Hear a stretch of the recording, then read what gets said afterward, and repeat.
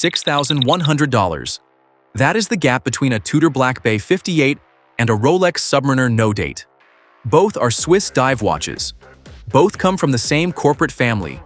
Both carry movements developed entirely in-house by their respective brands. Both are dive watches. Both are Swiss. Both come from the same corporate family. Tudor was founded in 1926 by Hans Wilsdorf, the exact same man who founded Rolex, specifically to offer Rolex-level dependability at a price that more people could actually reach. The $6,100 gap between these two watches has a specific explanation. It is not the explanation the boutique gives you. The question this comparison exists to answer is what those $6,100 are actually buying, and whether the answer justifies the number. By the end of this video, you will know exactly what Tudor does better, what Rolex does better, and what the one thing is that changes the entire financial calculation between them. It is not what most people expect. The answer is not in the movement. It is not in the bezel material. It is in a number that neither brand prints on the price tag, but that every serious collector checks before committing to either watch. The comparison that follows is built on 5 criteria. They are the 5 that matter. Everything else is marketing. The relationship between Tudor and Rolex is the starting point for understanding what the price gap is actually paying for, because it reframes the entire comparison. Tudor is not a competitor to Rolex. It is not an independent brand that happens to produce dive watches in the same price category. It is a brand that Rolex's founder created, that shares Rolex's manufacturing infrastructure and quality standards, and that since 2015 has developed and produces its own in-house movements independently. When Hans Wilsdorf established Tudor in 1926, the explicit brief was to produce watches to Rolex's quality standard at prices that would reach buyers who could not access Rolex. The brief has not changed. What has changed is the degree to which Tudor has developed its own manufacturing depth. The in-house movement program, the proprietary calibers, the Metas certified references in newer collections, without departing from the original mandate of delivering Rolex-level dependability at a lower price. The comparison between a Tudor Black Bay 58 and a Rolex Submariner is, in this sense, a comparison within the same family. The question is not whether one is better than the other in absolute terms. The question is what the step between them buys, and whether that step is worth $6,100 to the specific buyer making the decision. Start with the movement, because the movement is where most buyers assume the gap is widest, and where the comparison produces its first surprise. The Tudor Black Bay 58 runs on the MT5402, Tudor's own manufacture caliber, developed in-house, certified to COSC chronometer standard. Tudor states its actual regulation is tighter than COSC requires, -2 to +4 seconds per day, verified in the cased watch. Silicone hairspring, non-magnetic, dimensionally stable, requiring no lubrication at the hairspring level. 70 hours of power reserve. The movement is Tudor's own, not a purchased caliber, not an ETA. A movement that Tudor designed and manufactures in its own facility. Alright, tell me in the comments what your favorite watch is. I read every single one. And if you're enjoying this, don't forget to like and subscribe. It genuinely helps the channel and I appreciate every one of you who does. The Rolex Submariner No Date runs on caliber 3230, Rolex's in-house automatic, certified to Rolex's superlative chronometer standard, -2 to +2 seconds per day, tested in the cased watch at Rolex's own facility after COSC certification. The standard is stricter than COSC. It is also stricter than Tudor's stated regulation. 70 hours of power reserve, the same as the Tudor. Parachrome hairspring, Rolex's proprietary blue paramagnetic alloy composed of niobium, zirconium, and oxygen, developed and produced entirely in-house, 10 times more resistant to shocks than a conventional steel hairspring and insensitive to magnetic fields. The caliber 3230 also features the Rolex Chronergy escapement, a re-engineered lever escapement that Rolex developed to improve energy efficiency by 15% compared to the conventional Swiss lever escapement. The specific detail that the Chronergy escapement changes is the lever geometry.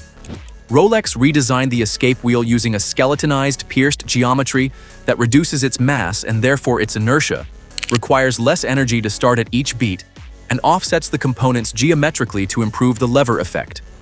The escape wheel and pallet fork are made of nickel phosphorus via the Liga manufacturing process, making them non-magnetic. The practical result is a movement that loses less energy at the escapement per oscillation, allowing the mainspring to deliver more consistent torque across the power reserve cycle. This is measurable engineering, not marketing language.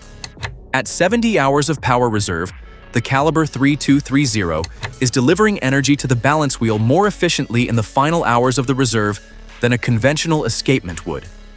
The BB58's MT5402 does not feature the chronergy escapement. Its silicon hairspring and COSC certified regulation are genuine technical achievements at its price. The Rolex is better on this specific metric. On movement quality, the Rolex is measurably better. The superlative chronometer standard is more demanding than COSC. The chronergy escapement is a genuine engineering achievement, and the regulation tolerance is tighter. The gap between the two movements is real. It is not a $6,000 gap. No honest accounting of what the chronergy escapement and the tighter regulation standard cost to develop and implement arrives at a number that explains the price difference between these two watches. The movement gap is real, and it is narrow. Hold that thought. Now the build and the materials, where the comparison becomes more specific and more useful than the marketing materials of either brand suggest. The Tudor Black Bay 58 case is 39mm of 316L stainless steel, the industry standard for Swiss watches, finished to tolerances the brand describes as consistent with its parent company's standards. The crystal is sapphire. The bezel insert is aluminum on most configurations, a material that can show wear over time and does not match the scratch resistance of ceramic. The Black Bay 58 on its steel bracelet comes with a fabric NATO strap included in the box, 2 wearing options from the factory, both correct for the watch's vintage-inspired design language. Water resistance is 200 meters, ISO 6425 certified. The lug-to-lug measurement produces a case that wears closer to a 38mm watch than a modern 40mm design. The proportions reference Tudor's dive watch history from the 1950s and 1960s rather than current production sizing conventions. The Rolex Submariner no-date case is 41mm of oyster steel, Rolex's 904L grade stainless steel, harder to machine and more corrosion-resistant than the 316L steel that Tudor and most Swiss manufacturers use. The crystal is sapphire with a Cyclops lens over the date, except the no-date reference has no date and therefore no Cyclops lens, which is the configuration that produces the cleanest dial in the Submariner range. The bezel insert is Cerachrome ceramic, virtually scratch-proof and UV stable in a way aluminum cannot match. Water resistance is 300 meters. The case has been refined through more than 70 years of production, and the current generation's finishing, the contrast between the brushed flanks and the polished upper surfaces, represents a standard of execution that independent assessment consistently places above what the Tudor achieves at its price tier. The specific comparison that independent watchmakers and collectors who have examined both watches describe most consistently. The Rolex case finishing, the transition between the brushed flanks and the polished beveled upper surfaces, is executed to a standard that requires machinery and quality control processes that produce no visible tooling marks at any transition point. The Tudor case finishing is above average for its price tier and below the Rolex standard. This is not a failure of Tudor engineering. It is what the price difference at the manufacturing level produces when applied to case finishing labor rather than to movement complexity. The buyer who examines both watches under a loupe will see the difference. The buyer who wears one and never examines it under a loupe will feel the difference less acutely, but the difference is there. These are real differences. The Rolex uses better steel. The ceramic bezel is meaningfully more durable than aluminum. The finishing quality is objectively higher. And none of these differences cost $6,100 to close. The material and build gap between the Black Bay 58 and the Submariner no date is real. A buyer who holds both in a well-lit room will see and feel the difference. That buyer will not feel a $6,000 difference. The wearing experience is where the comparison becomes personal rather than technical, and where the Black Bay 58 makes its most compelling argument. The wearing experience section of a watch comparison is the one that online reviews handle least well, because the data required to populate it, the experience of wearing a watch through a full day in varied conditions, takes time to accumulate and is not reducible to a specification sheet. The specifications say the BB58 is 39 millimeters and the Submariner is 41. What the specifications do not say is what 39 millimeters feels like on a wrist that has spent years wearing 42 millimeter dive watches, or what the BB58's vintage lug shape produces in terms of wrist presence compared to the Submariner's current generation case geometry. The Black Bay 58 weighs approximately 130 grams on its steel bracelet. The case diameter and lug-to-lug measurement produce a watch that sits differently on the wrist than a modern dive watch. Lower, closer, more compact. The collector community consistently describes the BB58 as the watch that converted buyers who had decided they did not enjoy wearing dive watches. The proportions reference a specific moment in dive watch history when case sizes were determined by instrument requirements rather than by market preferences for larger dials. The result is a watch that wears smaller than its specification implies and that disappears on the wrist in the way that the best-sized watches do. The Rolex Submariner, no date at 41 millimeters, wears as the benchmark of the category, which it has been in various iterations since 1953. The finishing quality means that every surface the light touches is doing something specific. The bracelet has a weight and a feel that Tudor's current steel bracelet does not fully match. The crown screws down with a precision of action that is, in the collector community's consistent description, simply different from what any other watch at any price feels like. The Rolex wearing experience is the reference standard. The Tudor is an exceptional watch that approaches that standard, without reaching it. The specific collector community data point that most clearly illustrates the BB58's wearability argument. Across forum polls and YouTube comment sections where owners of both watches have described their daily carry preference, the Black Bay 58 appears on wrists significantly more often than owners' more expensive watches. The phenomenon the collector community calls the daily beater hierarchy, where the watch that costs less gets worn more because it costs less. The buyer who owns both a BB58 and a Submariner frequently reaches for the Tudor when the activity level makes a $10,000 watch feel anxious. The Rolex goes on for the occasions where the Rolex should go on. The Tudor goes on for Tuesday. Neither watch is more comfortable. The Black Bay 58 fits more wrists more naturally because of its size. The Submariner is the watch that defines what a dive watch on the wrist is supposed to feel like. These are two different things. One of them is subjective. The other is cultural. And the cultural one has been building since 1953. Now, the secondary market. This is the section of the comparison that most reviews do not include, and that this comparison specifically exists to address, because the secondary market is where the $6,000 gap either closes or compounds. The Tudor Black Bay 58 depreciates.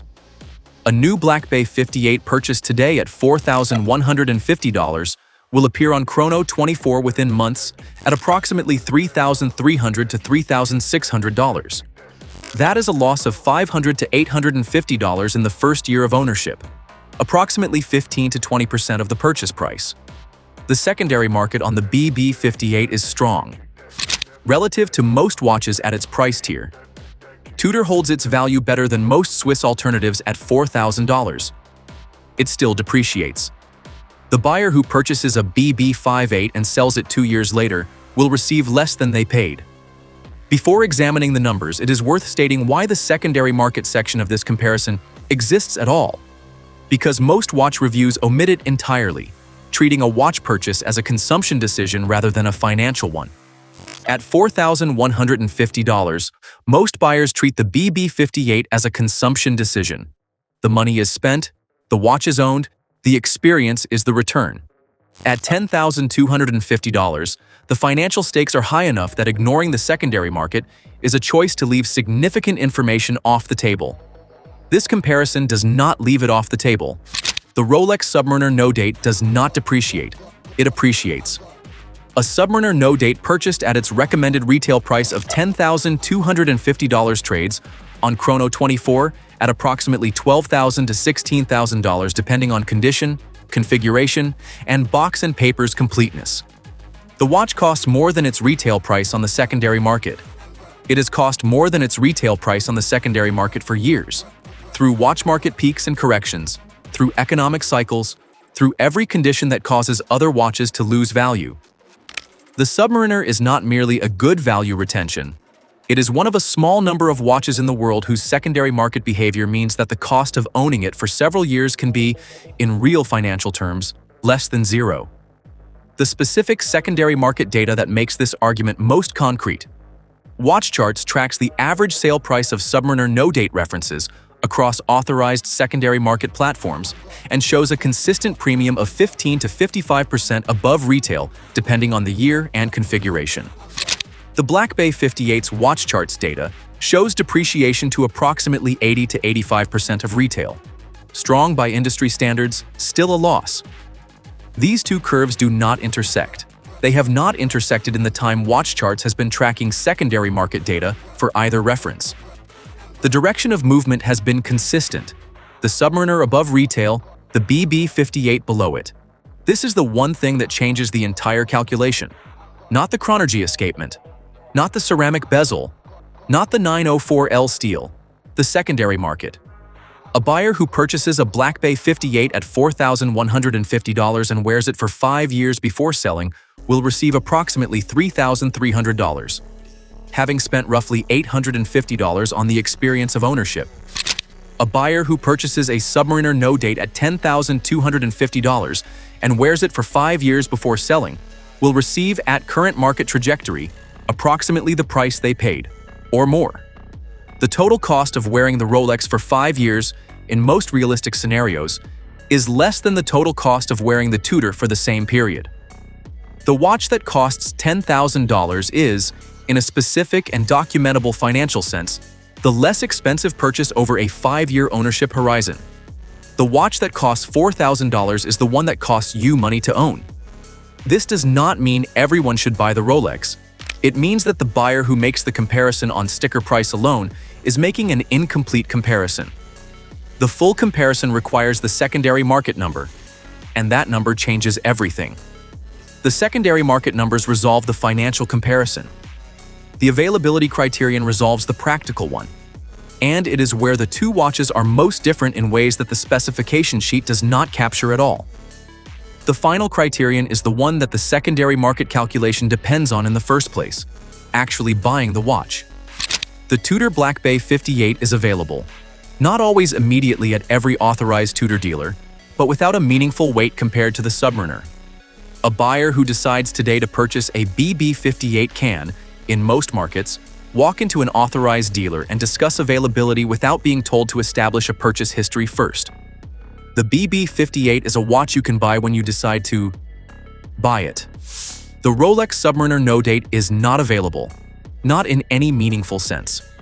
A buyer who walks into a Rolex authorized dealer and asks to purchase a steel Submariner no date today will likely be told that there are no steel Submariners in the case. They may be asked about their purchase history, whether they have bought other items from the boutique, what their relationship with the dealer looks like, whether they have expressed interest in any other references. The allocation goes to the clients the boutique chooses to favor.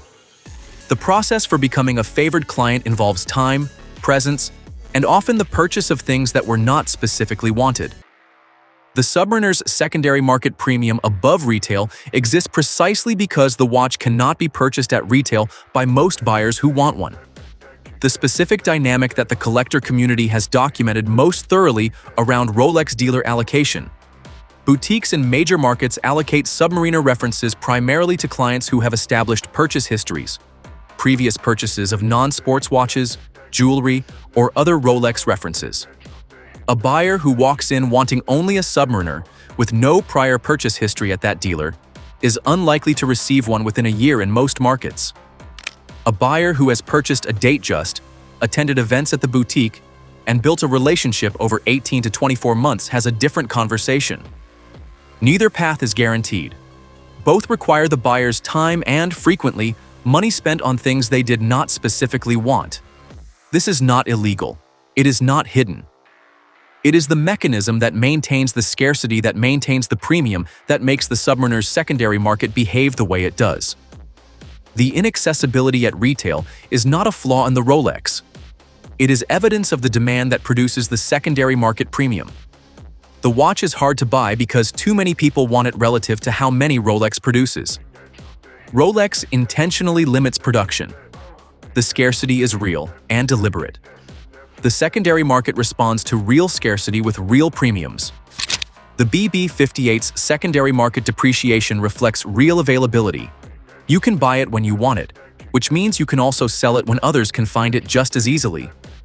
The collector community's description of this comparison, developed over years of forum discussion among people who own both watches, arrives consistently at the same place. The BB58 is the watch that wins when the question is what the watch is. The Submariner is the watch that wins when the question is what the watch does to the financial picture of the person who owns it. These are not competing answers to the same question. They are answers to different questions. And the buyer who understands which question matters most to them has the information they need to make the correct decision. The watch community has a phrase for this dynamic. The Tudor is the right watch, and the Rolex is the right investment. Neither description is complete, but both are accurate.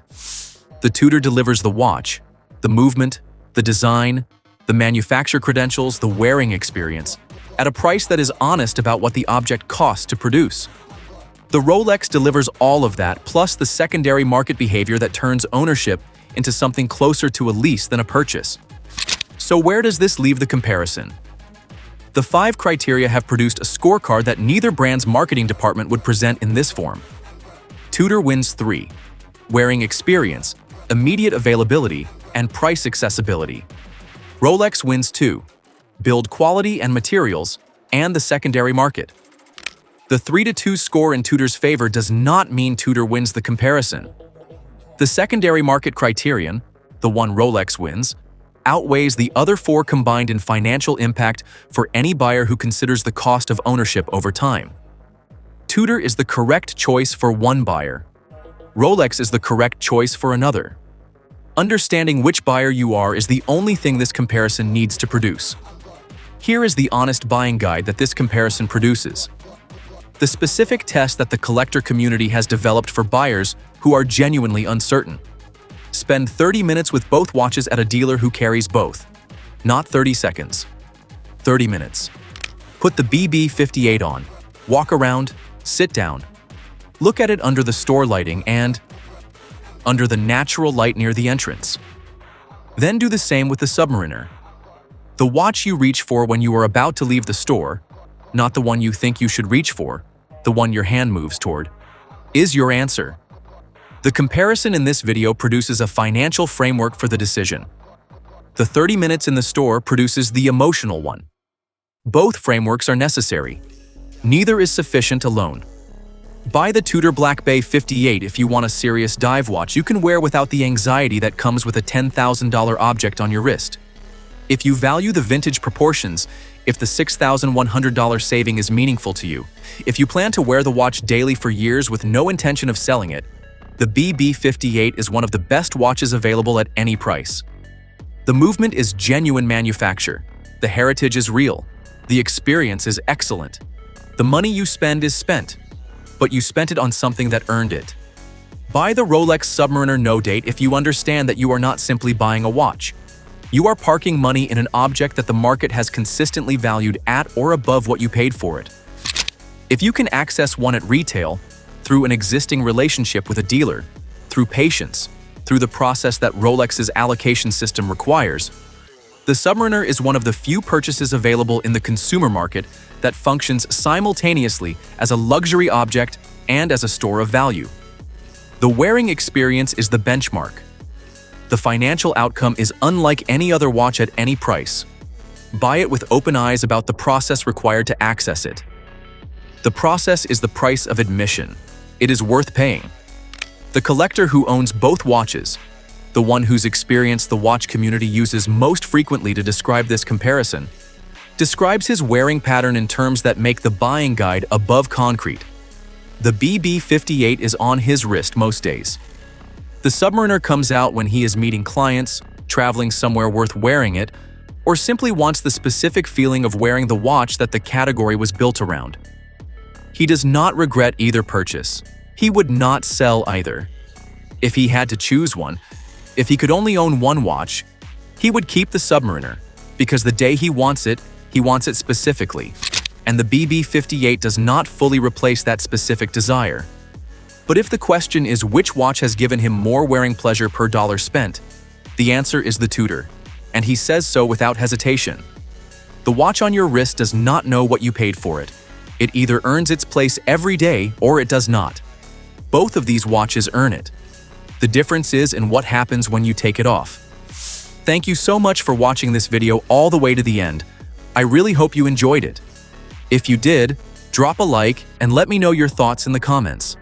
And I'd genuinely love to hear what kind of topics you'd like to see next, so leave that in the comments too. I read every single one.